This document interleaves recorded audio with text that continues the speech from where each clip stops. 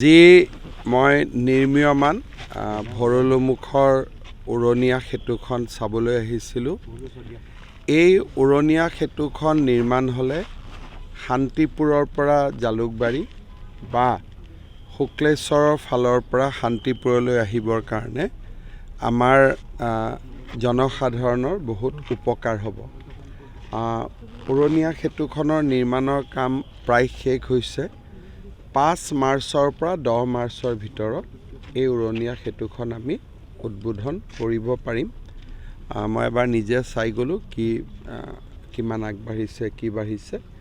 ইঞ্জিনিয়াৰসকল বা আমাৰ কণ্ট্ৰেক্টৰসকলে এইটো কথাই মোক কৈছে যে 5 মাৰ্চৰ পৰা 10 মাৰ্চৰ ভিতৰত যিকোনো এটা দিনতে আমি ইয়াক উদ্বোধন কৰিব পাৰিম বুলি।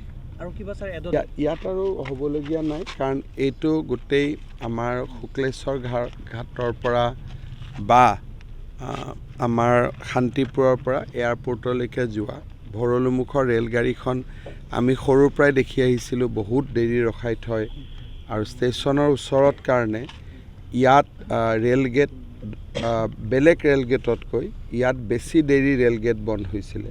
গতিকে এতিয়া ৰেলগেটৰ লগত কথা নাই, ওপৰেদি অহা যোৱা কৰিব পাৰিব আৰু ডাঙৰ যান বাহনৰ এটা নোহোৱা হৈ যাব। এতিয়া ক'ব গ'লে ভৰলুমুখৰ এইখিনি জেগাত কোনো ধৰণৰ যান জঁট নাথাকে। এসময়ত গুৱাহাটীৰ আটাইতকৈ বেছি যান জঁট থকা বুলি যি অঞ্চল আছিলে, ভৰলুমুখৰ নাম আছিলে।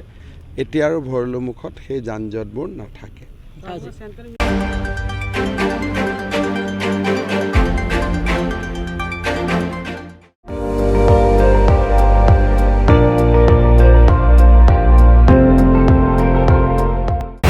আপুনি চাই আছে ND24, সৰ্বশ্ৰেষ্ঠ নহয় সৰ্বোত্তমৰ দৌৰত।